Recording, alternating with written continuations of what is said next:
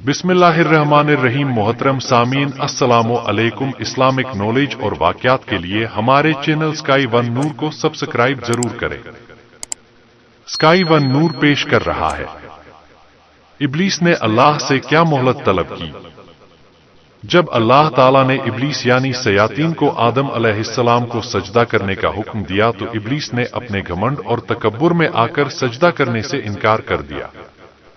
इब्लीस ने जब देखा कि कायनात के पैदा करने वाले के हुक्म के खिलाफ करने, तकब्बुर और अल्लाह पर जुल्म के इल्जाम ने हमेशा के लिए मुझको अल्लाह रब्बुल आलमीन की आगोशे रहमत से मरदूद और जन्नत से महरूम कर दिया, तो तौबा और नदामत की जगह अल्लाह से यह दरख्वास्त की कि कियामत आने तक मुझको मोहलत दे और इस लंबी मुद्दत के लिए जिंदगी की रस्सी लंबी कर दे। अल्लाह की हिकमत का तकाजा भी यही था, इसलिए उसकी दरख्वास्त मंजूर कर ली गई।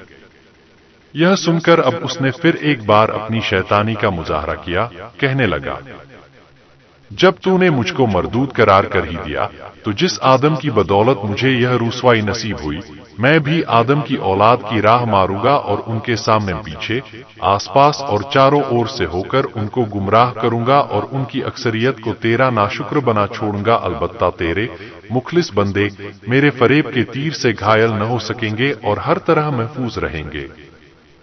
अल्लाह ने फरमाया, हमको इसकी क्या परवाह, हमारी फितरत का कानून मुकाफात अमल और पादाश अमल अटल कानून है।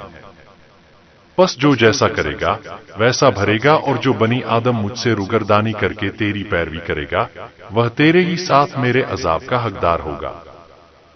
जा, अपनी जिल्लत और रुसवाई और खराब किस्मत के साथ यहाँ से दूर हो और अपनी और अपने पैरोकारों की अब्दी लानत जहन्नम का इंतजार कर। इसके बाद क्या हुआ अगला वीडियो में हम आपको बताएंगे। उम्मीद करते हैं यह वाकया बहुत पसंद आया होगा, और इसी तरह के इस्लामिक मालूमात को हासिल करने के लिए हमारे चैनल को सब्सक्राइब करें और दूसरों तक शेयर जरूर करें।